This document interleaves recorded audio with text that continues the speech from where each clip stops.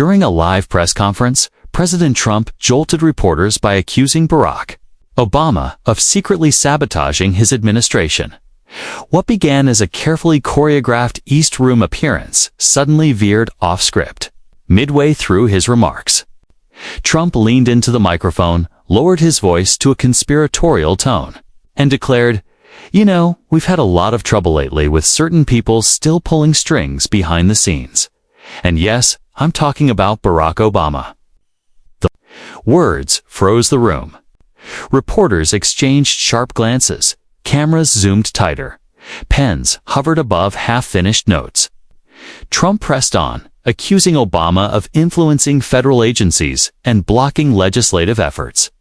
He had his time, he failed, and now he's trying to make sure we fail too. Within minutes, the clip was trending. Obama and undermining lit up social media. Newsrooms scrambled to scrap their coverage plans. Budget negotiations were out. Trump's bombshell was in. Cable networks looped the footage with dramatic slow-motion replays. On Fox, it was framed as a bold truth-telling. On MSNBC, an anchor leaned forward and said, "We've never seen him go after Obama with this kind of direct accusation." CNN dissected every gesture, every pause. Frame by frame, outside the White House, reporters clustered on the lawn, buzzing with theories. Was this a distraction? A calculated provocation meant to lure Obama back into the fight? Trump's base, they reasoned, would relish the showdown. But Barack Obama was no easy mark. Since leaving office, he'd kept his commentary measured, often silent, never reacting to Trump's bait. Yet this time felt different. This wasn't about policy, it was about integrity. In Des Moines, a retiree watching the coverage muttered, "If he's got proof, let's see it." A woman beside him shook her head. Obama's not letting that slide. Not this time. By the time the press conference ended, speculation was already wildfire. Would Obama break his silence? Would he respond directly, or let allies take the field? One of his former aides confirmed with a cryptic text, "He saw it. He's thinking." And when Obama thought, it meant strategy. If he was going to answer, it wouldn't be off the cuff, would be precise, devastating, and aimed at Trump's weakest point: credibility. Martin replayed the clip for the 5th time when his phone buzzed. A group chat with 3 other former White House staffers lit up Dasha, so he finally went for the direct hit. Evan, yeah, but with no evidence. Same playbook. Martin, doesn't. Matisse, sticky. He's planting doubt. Tasha, you think he'll respond? Martin, if he does, it'll be surgical. They all knew Obama's style. He didn't meet fire with fire, he answered with precision. One statement, sharp enough to slice through the noise, leaving fact-checkers scrambling to keep up. But he never moved on impulse. Meanwhile, inside a Phoenix newsroom, political reporter Janine Howell was prepping for a routine live segment when her producer tossed her a curve. "Obama's in town for that education summit, right?" She nodded. "Well, if anyone's going to get a reaction, it'll be you. You've got the mic. Push him on it." Janine doubted she'd get more than a polite sidestep. Obama had mastered the art of deflecting Trump's attacks. Still, the chance to snag the first on-camera reaction was too tempting. By mid-afternoon, talk radio had already seized the story. In Los Angeles, a conservative host praised Trump for finally saying what Americans already knew. In Philadelphia, a progressive laughed on air, Obama running a shadow operation. Please. Inside the West Wing, Trump aides debated the risks. One advisor muttered, "If Obama fires back, this turns into a week-long slugfest. And you know how he is, he'll sound reasonable while tearing you apart." Trump, however, wasn't thinking about risks. That afternoon, during a photo op in the Oval Office, he doubled down. "We've been hearing things from good people, smart people who know what's going on. Believe me, we're going to get to the bottom of it." Critics called it smoke and mirrors. Supporters called it leadership. But the real question gripping Washington was simple. Would Obama bite? Cable news chyrons tracked the hours since Trump's accusation. Headlines asked, will he respond? The political world waits on Obama. Some argued silence was the response. But inside the Obama Foundation in Chicago, a different conversation was underway. Behind closed doors, longtime aide Valerie Cortez told a small group, he's not ignoring this one. He's got something to say and we're finding the right place to say it. That sentence landed like a spark in dry grass. A direct on-camera response from Obama would append the news cycle. Everyone knew it wouldn't be an offhand hallway. Remark would be measured, timed, and devastating. The blinds were drawn in a third-floor conference room. Outside, a gray January sky pressed over Chicago. Inside, the air was charged with focus. 4 staffers sat ready when the door opened quietly and Barack Obama walked in not in a suit, but a navy sweater, dark slacks, and the same calm expression he carried with world leaders or high school students alike. Calm didn't mean indifferent. All right, he said, pulling out a chair. I saw the clip. Twice. He placed his phone face down on the table. That gesture alone said, I'm listening. Martin? Keene broke the silence first. It's not the first shot, but this one's different. He's framing it like you're sabotaging the administration. It's a serious charge, Evan, if baseless. Obama leaned back. And what's the chatter outside our walls? Valerie flipped through her notes. It's everywhere. Most allies think you'll ignore it. A few want you to fire back. Social media's split your supporters are defending you, but Trump's base is eating it up. There was a pause. Obama's gaze moved from face to face around the table. So the question is, he said evenly, do we leave this alone and let it fade? His words hung in the air. Or, Tasha Bryant finished, you answer. Shh. Leaned forward, but if you do, it can't just be a swat. You'd have to dismantle it. Going after you look foolish. Obama drummed his fingers softly against the table. A steady rhythm. You know I don't like mud fights, Martin. Smirked. True, but you also don't like anyone questioning your integrity. That earned the faintest smile from Obama. Fair enough. The team shifted into brainstorming mode, not about the message itself, but the stage it needed. The wrong setting could make it look reactive. The right one could flip the narrative completely. A press release wouldn't work. Trump's accusations had been aired live, so the answer had to live in the same arena. What about Phoenix, the education summit? Valerie suggested. You're already scheduled to speak. Obama shook his head. Too obvious. Looks like I was waiting for the question. I want this on my terms. Then today, Tasha insisted. Not tomorrow. Not next week.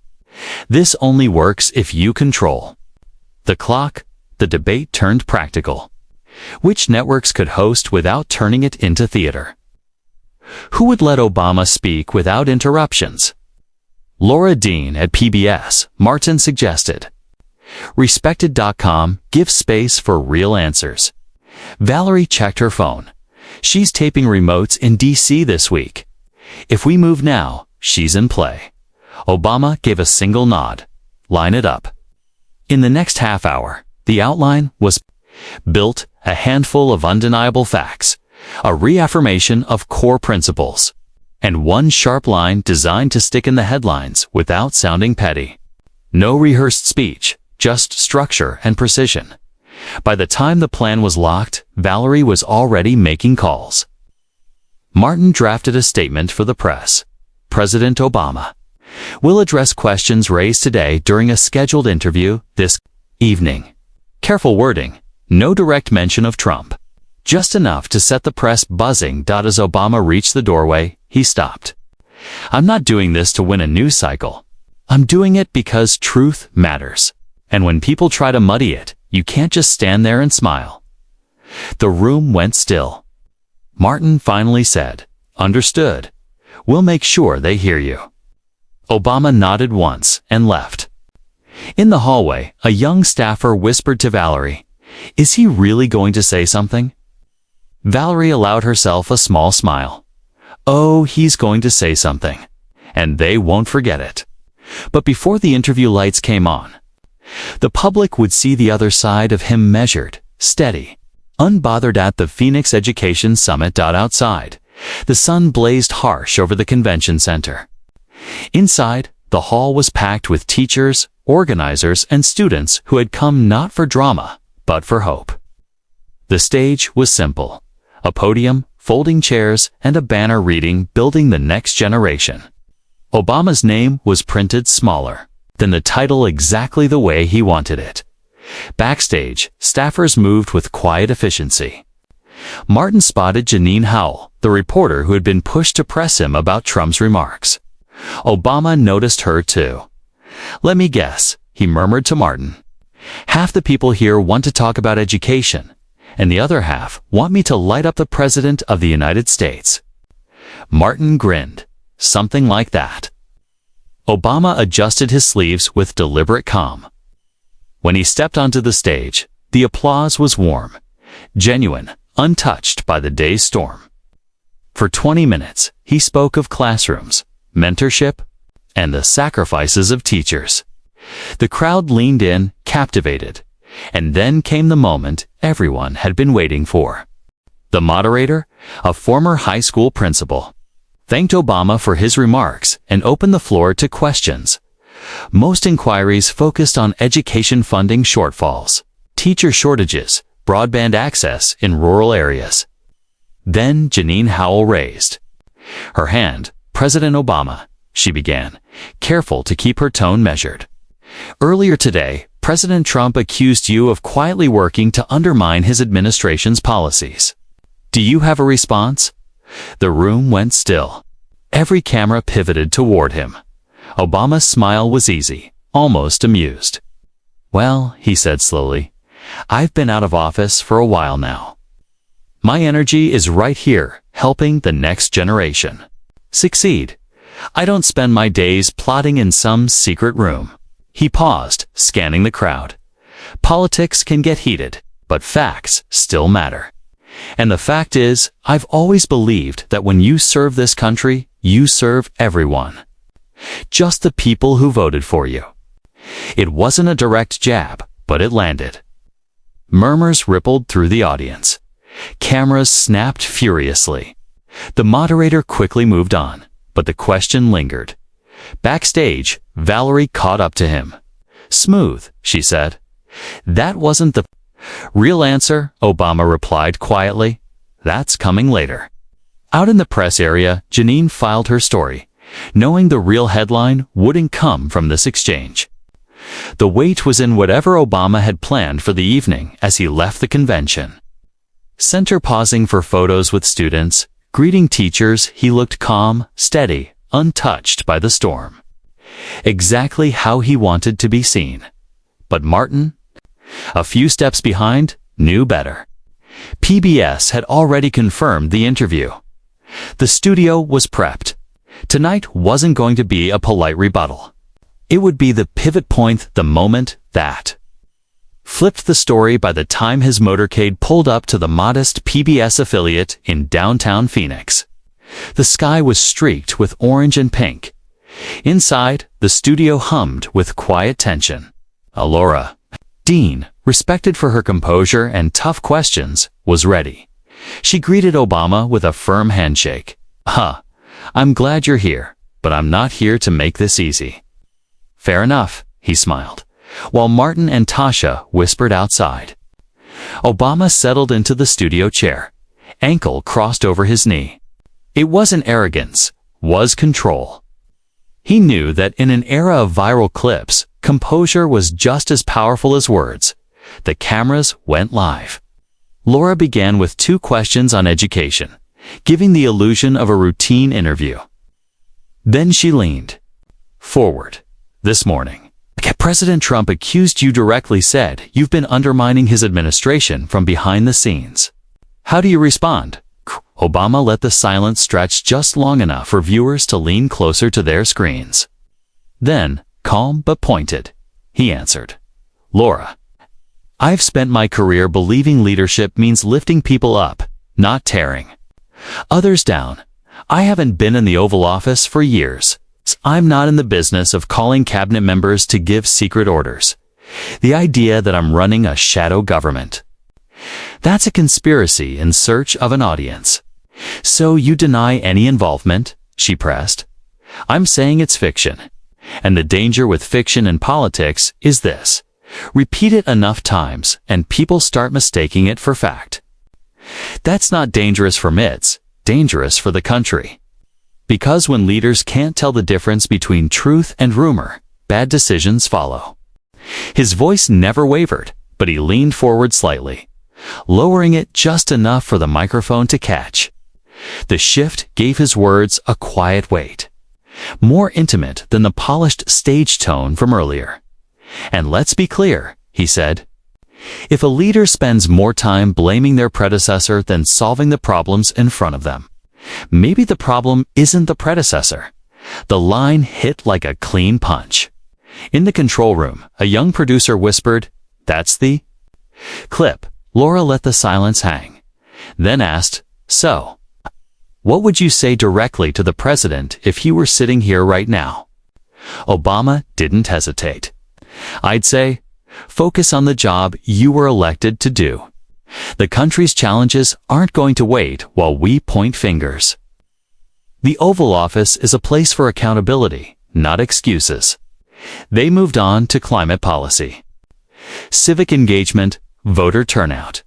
But everyone in the room knew what moment would dominate the headlines by morning. When the cameras cut, Laura set her pen down and smiled.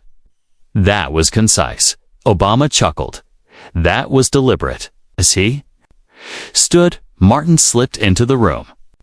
"They're already asking for the clip." All three major networks. Obama adjusted his jacket. "Then they'll get it. Just make sure the facts go with it."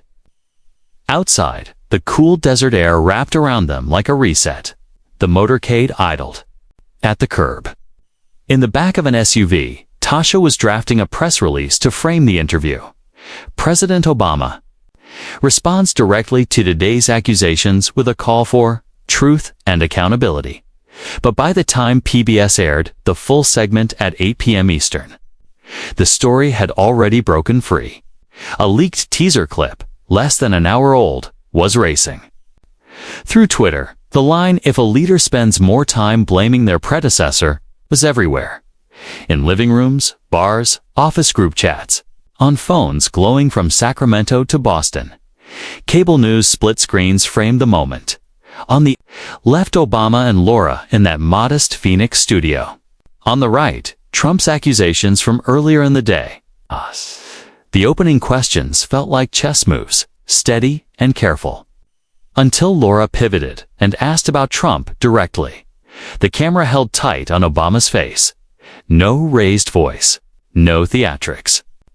Just a calm cadence that forced you to lean in. "That's a conspiracy looking for an audience." He said in Chicago. Some of his old staffers erupted into quiet applause. When he delivered the line about leaders blaming predecessors, Martin glanced down at his phone.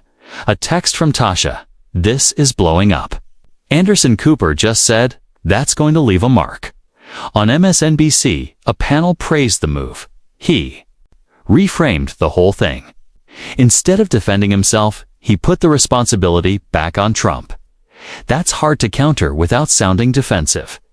Fox struck a different tone, accusing Obama of dodging. But even they couldn't resist replaying the clip in a Milwaukee bar. Regulars leaned in around the TV. A man in a baseball cap shook his head. He didn't yell. He didn't insult him. He just made him look small. A woman beside him nodded. That's the difference. Trump throws punches. Obama moves the ring. On social media, hashtags surged. Hashtag Clapback with class and hashtag leadership, not excuses. Even accounts that rarely touched politics were sharing the clip, captioning it, "Textbook. Example of staying cool under fire." Inside the White House, Trump's communications team scrambled into an unscheduled meeting. Some urged restraint, arguing that ignoring Obama's jab would starve the news cycle.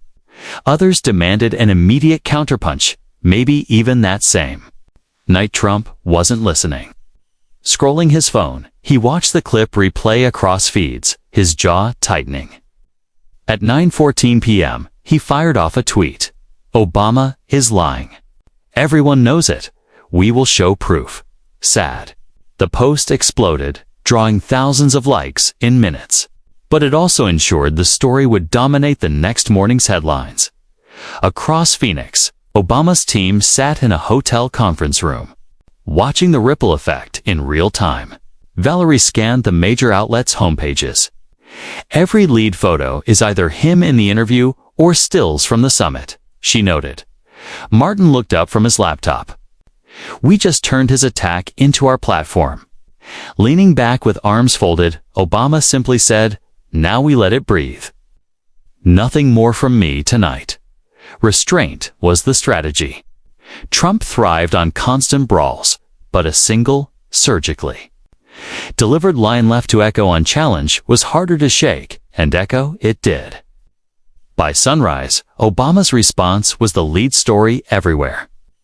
On Good Morning America, the hosts replayed his line about accountability 3 times in under 5 minutes. In Washington, commuters passed phones down metro cars so strangers could watch. In coffee shops from Maine to New Mexico, the clip scrolled silently across mounted TVs, the subtitles carrying every ounce of weight.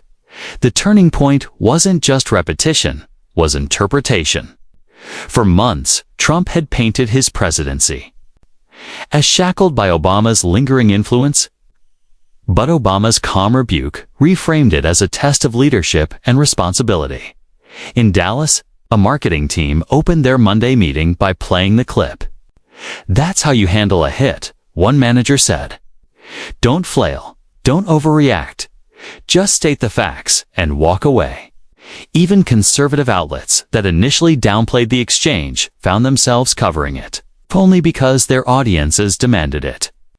By mid-morning, fact-checkers dismantled Trump's accusations, showing no evidence of Obama's interference and, in some cases, proof of the opposite.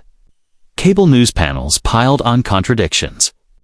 On PBS, Laura Dean described Obama's composure, as if he had predicted the exact effect his words would have. Meanwhile, tension thickened in the West Wing. An aide delivered fresh headlines. Obama's measured response lands heavy blow. Fact checks favor Obama. When calm beats chaos. Trump paced the Oval Office, checking his phone compulsively. Advisors urged a pivot to jobs or foreign policy, but he kept circling back. "We're not letting him get away with it," he snapped. In Phoenix, Janine Howell prepped her evening segment. She had asked Obama the first question about Trump's accusation at the summit.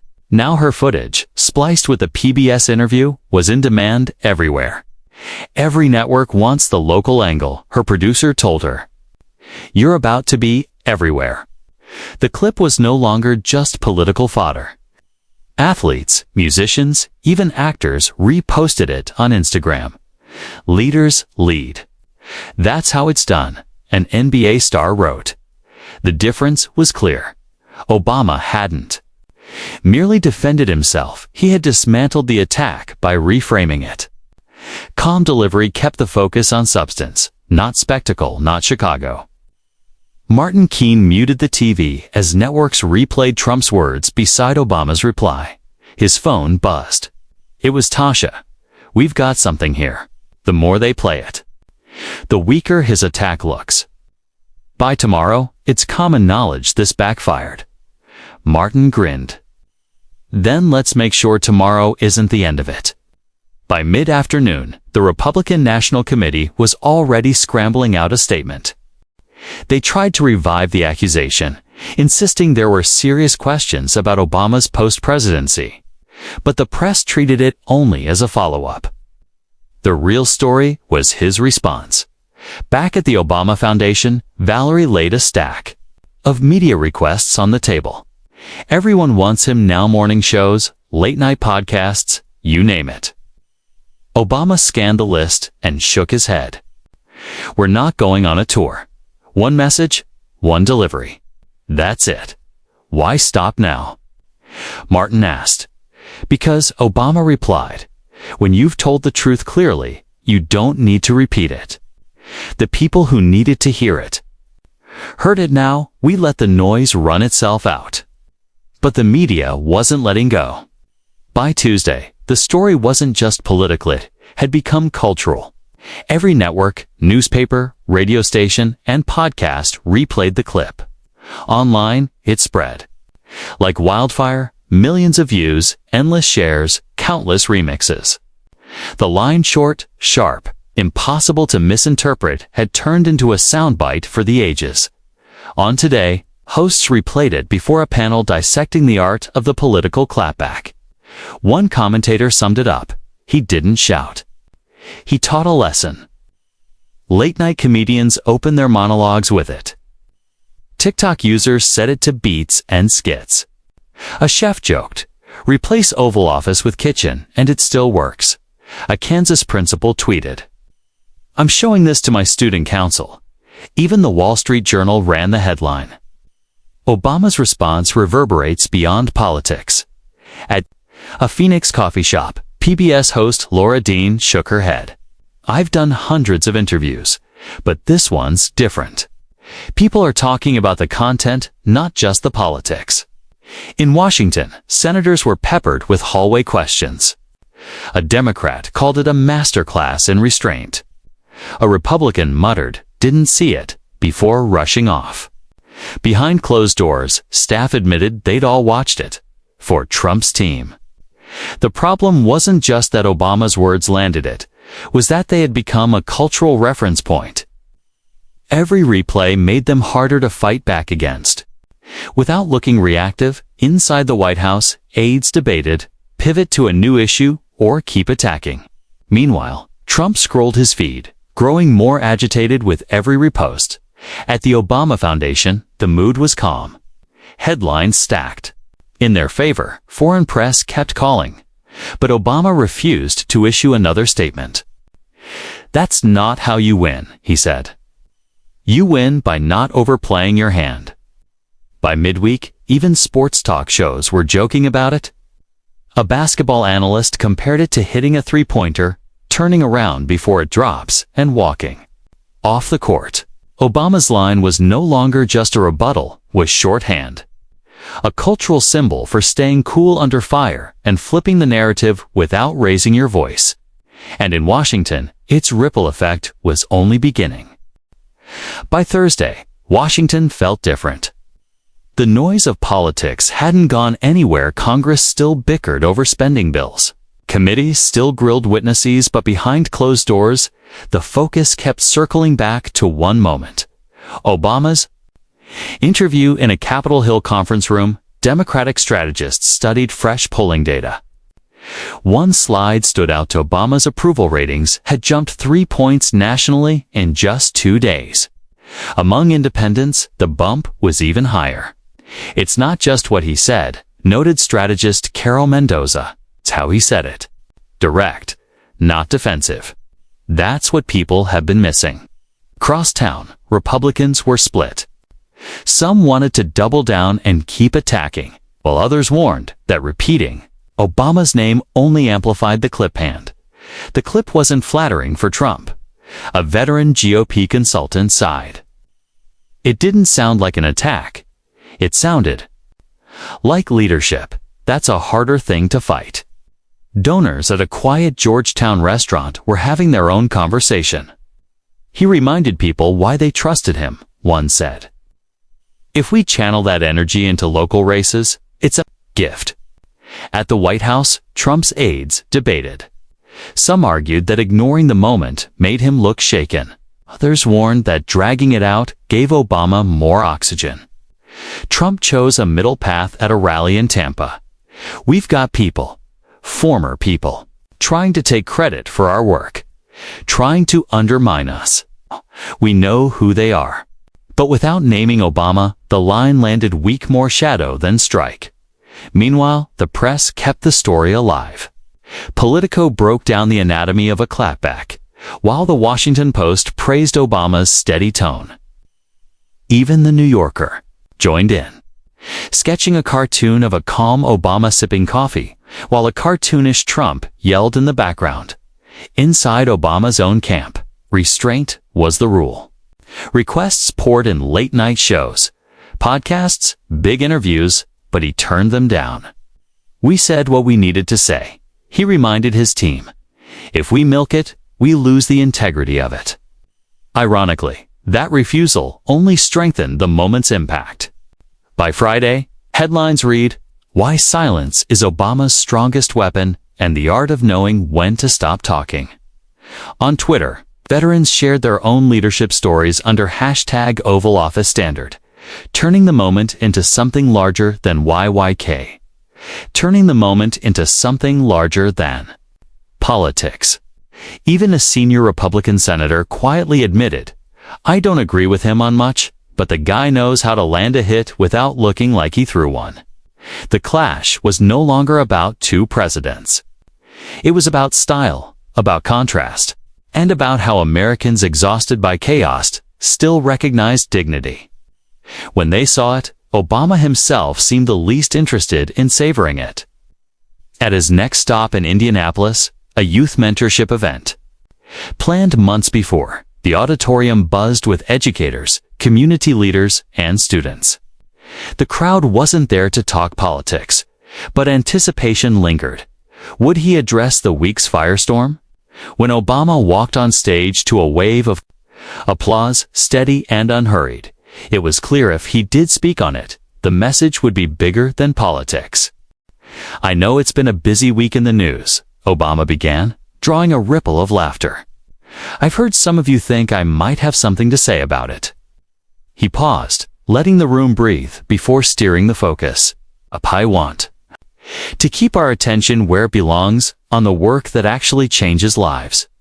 On the kids in our classrooms. On the families who deserve something better for the next generation." For the next 10 minutes, he stayed there talking about mentorship, about how small acts of faith in people could create ripples of transformation. He told the story of a young man in Detroit, once written off by teachers, who turned his life around after just one adult took the time to listen. The crowd leaned in, caught between silence and admiration. Then, without shifting tone, he threaded in the week's controversy. "You know, leadership isn't about looking for someone to blame when things get hard. It's about taking responsibility, especially when the problems are bigger than you." He rested his hands lightly on the podium. When you're in a position of trust, whether you're leading a classroom, a company, or a country, people are counting on you to face forward, not look over your shoulder for someone to point at. The applause began as a murmur, then built into something undeniable. "And here's the truth," he continued. "You can't always control what happens to you, but you can always control how you respond. You can waste your energy throwing punches at the past, or you can use it to build something better for the future." No one needed him to say Trump's name. The meaning was clear. Teachers exchanged knowing looks. Students raised their phones, capturing what they sensed was a moment destined to outlive the afternoon.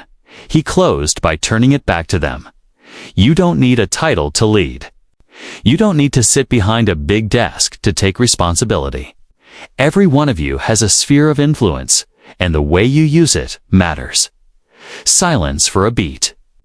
Then thunderous applause, louder, longer, deeper. Backstage, Martin handed him a bottle of water. "That's going to be the quote," he said. "Face forward, not over your shoulder." Obama smiled. "Good. Just make sure the coverage is about them, not me." And that's how the headlines rolled out. Not just replaying Trump's attack, but reframing it. Articles in Indianapolis framed the moment as a lesson in leadership. On social media, teachers and mentors turned #FaceForward into a rallying cry, attaching it to their own stories from classrooms and community centers. What could have been a mud fight had become something else entirely, a teaching moment. A reminder that leadership isn't about winning an argument. It's about shifting the conversation towards something larger, something lasting. If you take one thing from this, it's this. No matter the noise, no matter the accusations, you always have a choice. React in anger or respond with purpose. In your own life, in your own sphere, choose the latter.